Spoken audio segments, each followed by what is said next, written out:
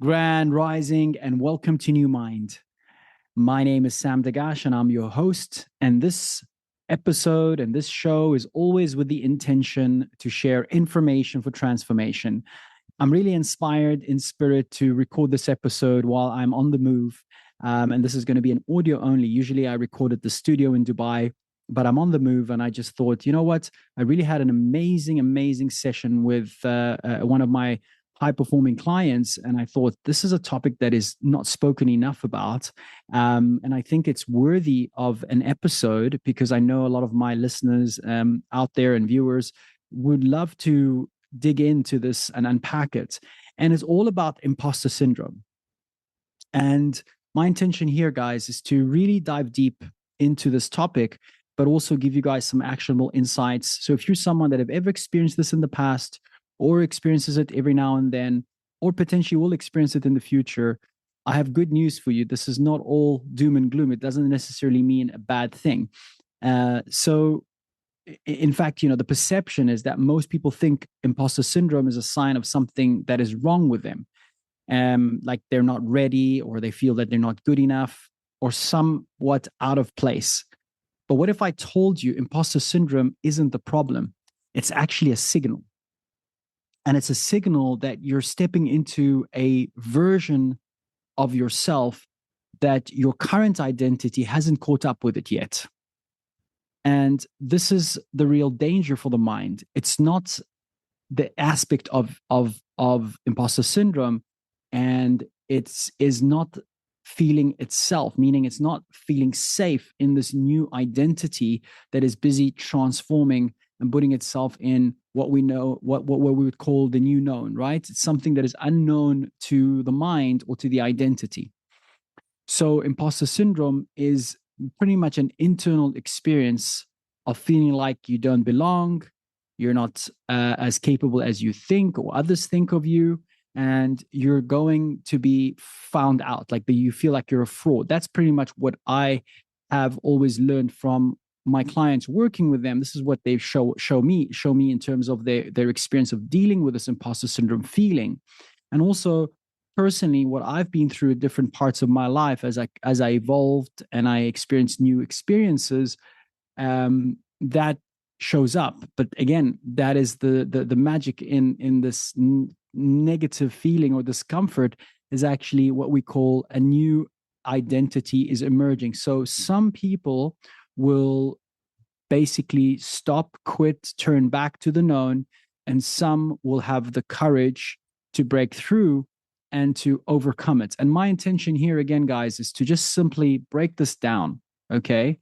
So, again, if we wanted to define what is imposter syndrome, it's simply a reflection of a self image of yourself that you're not good enough in whatever you're doing, or that you think people think that you're not good enough. So it's always about an internal reality and an internal dialogue between you and yourself that is not allowing yourself the comfort of embodying whatever new experience is. And a lot of my high performers would experience that if they get, for example, into a new relationship, or if they get into a new title or a new role, or they got an opportunity to get promoted, or it comes and it shows up in different aspects of life, right? And bottom line, it's simply an old part of you that is holding on, that doesn't want to see you move into something new. And I call this an identity lag. Your external reality upgrades faster than your internal identity, right? Sometimes new things happen to you from the external world, and your internal identity is still playing catch up. So, you've grown, but your self-image hasn't caught up. That's the bottom line of what we would call a imposter syndrome. So it takes time for the internal identity to get comfortable with the new version of you, right? So this happens a lot when, like I said, new experiences show up in life, new situations. So your life has expanded, but your mind is still operating from an old version of you. And this is something I love working with. Like when I have a client that has this sort of problem. For me, it's I know it sounds probably difficult for some people, but it's an easy fix for me because it's all about reconditioning the mind from the old identity to the new identity. And the old identity, when I say conditioning, it's always about childhood past. It's about how you've been conditioned in your family, in your society, in your relationship with your parents, in your culture, whatever external feedback you've been receiving as what we call conditioning. You have this element of seeing yourself in a specific box or a specific level or a threshold. Now, I've seen this in multiple parts, aspects of life, even working with traders or working with entrepreneurs or working with, C-level CEOs that are moving in different parts, even in people entering in new relationships where they think they're not even good enough for that relationship, or they're trying to show up in a certain way that's not really authentic because they're afraid that they're going to be found out about their true identity and their partner is going to leave them. So it shows up in many aspects and many ways, right? But ultimately what's happening is that there is a conditioning element that is coming from the past, that you're somehow being told that it's not enough, directly or indirectly, right? That you're not enough, or you're not good enough, or not worthy enough. And that's what tends to be one side of the coin, which creates this element of the root cause. The other root cause is also what we call perfectionism, right? So unrealistic standards that's been set forth and your conditioning. And a lot of my high performing clients would have, I must be perfect to be valid. I have to be perfect in everything that I do in order to get validation or to be validated. So they're seeking external validation. And when they don't get that external validation, what happens is there's an internal conflict, there's an internal instability and insecurity that shows up. And that is the imposter syndrome showing up in a way or another, that you don't deserve to be where you are, you know? And that's very hard. And this is why it's an important area to address, especially in the line of upgrading the identity, so that it becomes an easier embodiment and transition into something new. So you're expanding yourself rather than shrinking yourself. There's also an element of lack of emotional integration. So a lot of times, a lot of people haven't really fully processed past failures, or even wins in that manner. So when we don't process failures or wins, what starts to happen is that the nervous system doesn't feel safe holding success. And this is really important, guys. When your nervous system doesn't feel safe holding success, that's when you start to self-sabotage yourself. And I've seen this again. I use multiple examples. It could be self-sabotaging a relationship. It could be self-sabotaging a new role, or a new a new role in terms of work, or a new title or a new position, or even using example of traders making a certain amount of money and then having to self-sabotage subconsciously because they feel that they're not worthy of receiving the certain success, being it financial success on the P&Ls, etc., which is a trend I've seen a lot over the years. Now, for me, it just seeps in all aspects of life, depending on what you're focusing on and where you are in your journey. So I'm speaking I'm generalizing here, but I'm just using examples that showed up a lot and continues to show up a lot in my work. So there is, however, and this is really important because we talk about lack of emotional integration, and this is an area that is super important. And I had to do this myself over the years, changing different, changing careers, reinventing myself, starting a wellness brand, traveling around the world to speak, to talk, to do conferences, to work with top tier, clients, really big names in terms of entrepreneurs here in Dubai, and lawyers. I've worked with really very like top, high performing, very successful individuals in my career as a practitioner and master coach. And in some cases, I had to like remind myself of the ability and capability every time I was moving into different experiences in my journey in from a career perspective. Because I had to pinch myself to realize who I'm sitting with sometimes, or where I'm traveling to, or what I'm doing. And that is very normal because that is me, the identity of the old shifting into a new identity of a realization that I have, first of all, I'm worthy. Second of all, I have the knowledge and expertise and the expert in what I do. And that slowly reaffirms that with time, energy, and also upgrading my own perceptions and belief systems.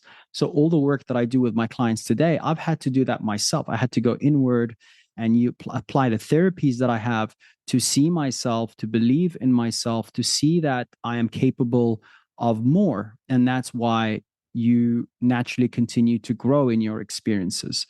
Um, there is also an element which I track back a lot with my clients and my students around the comparison culture, and this is a very important point because a lot of social media, exposure creates some form of distortion and benchmarks, right?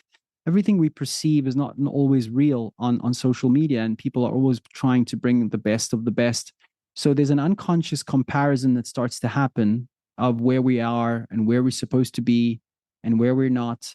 And that also creates behind the scenes an element of imposter syndrome, right? An element of, if I get that, will I feel this way or not? So there's an element of distortion that happens in the comparison culture as well.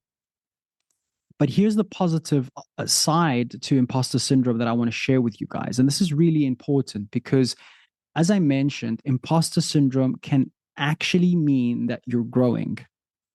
It actually means you're stepping into the unknown. And this is an area that I love focusing on. If you've been hearing my episodes in the past, is the ability to be comfortable in stepping into the unknown, because that's where expansion lies.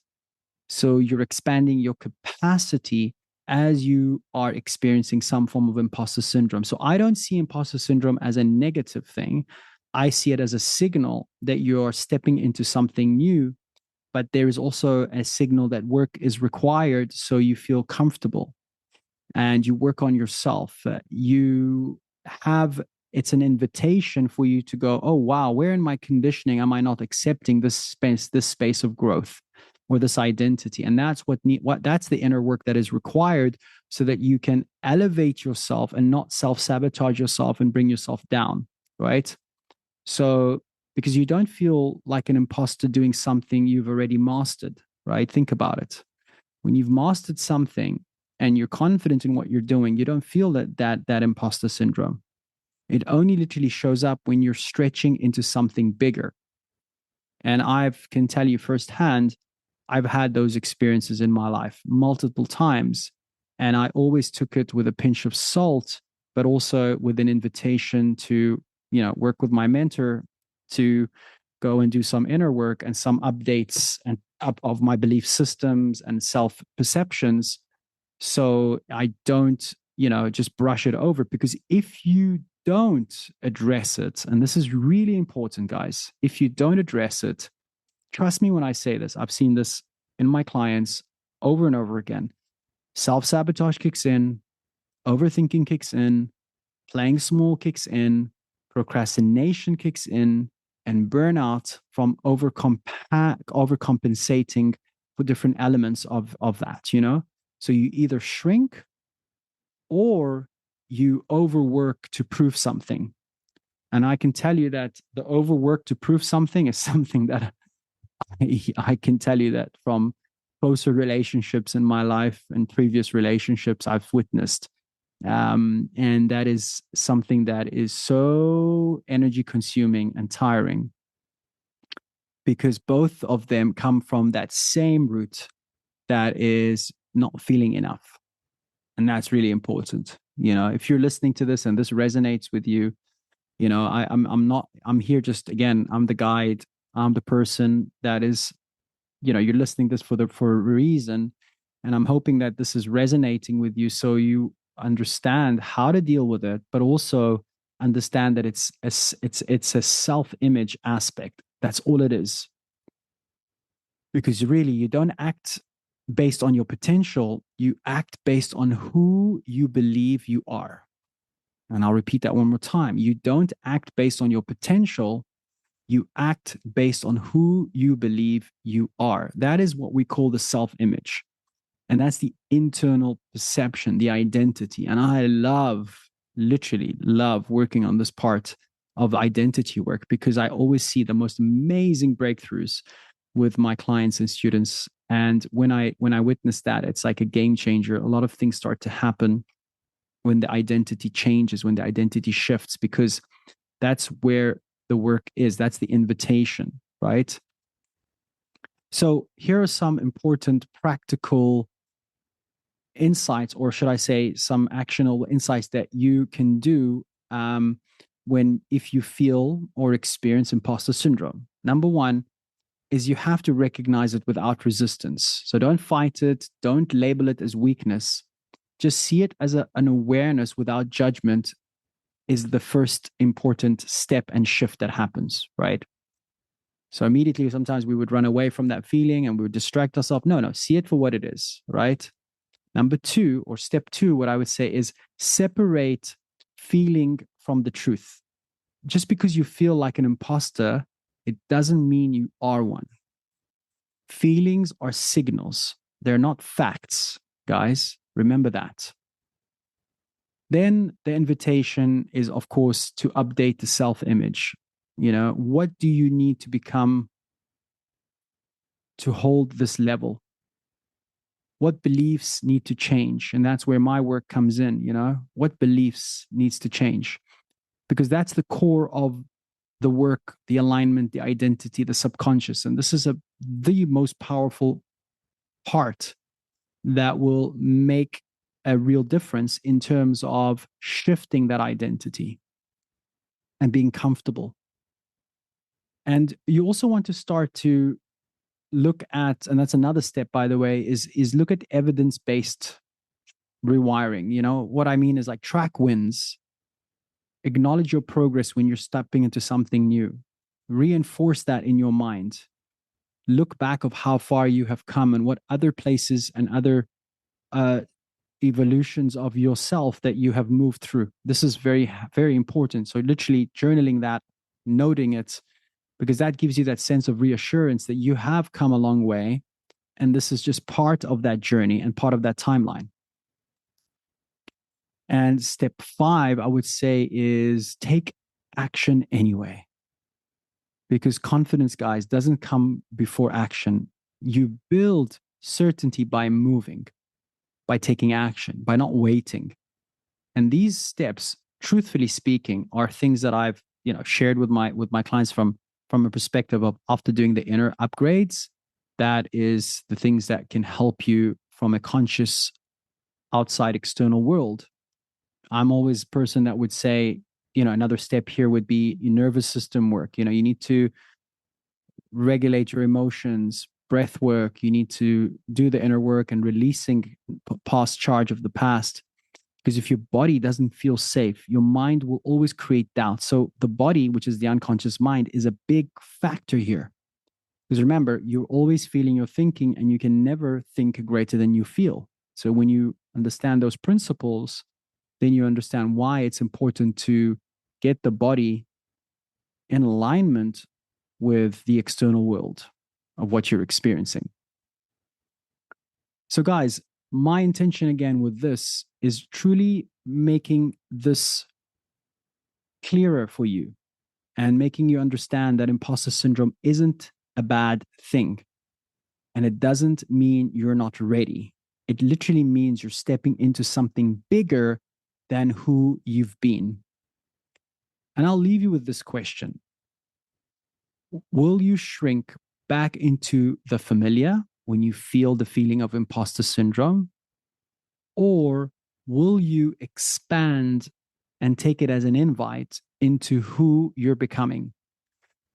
And this is a question that you need to reflect on and think about. Because honestly, guys, this is Such an important topic. And I'm going to probably record future episodes on this. I'm just on the move right now. And I thought, let me drop this because it's fresh in my mind. I've just had an amazing breakthrough session with one of my clients who is a successful entrepreneur. And he's moving into making seven figures. And he's been having some challenges with being comfortable with making that amount of money for his business. And I was just simply explaining to him that this is the identity shift and the identity work that needs to take place so that his nervous system can be more receptive of the new timeline he's stepping into.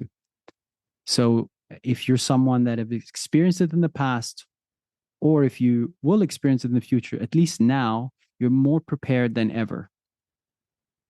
And if this is something you've been experiencing, then the work isn't outside of you. It literally is within you. And this is exactly the kind of work, as I say, we do here in Inside New Minds, reconditioning that identity, regulating that system, and aligning you with the version of yourself that can actually hold success. Because I have news for you. Yes, you're listening to this right now. And yes, I'm speaking to you. You are worthy.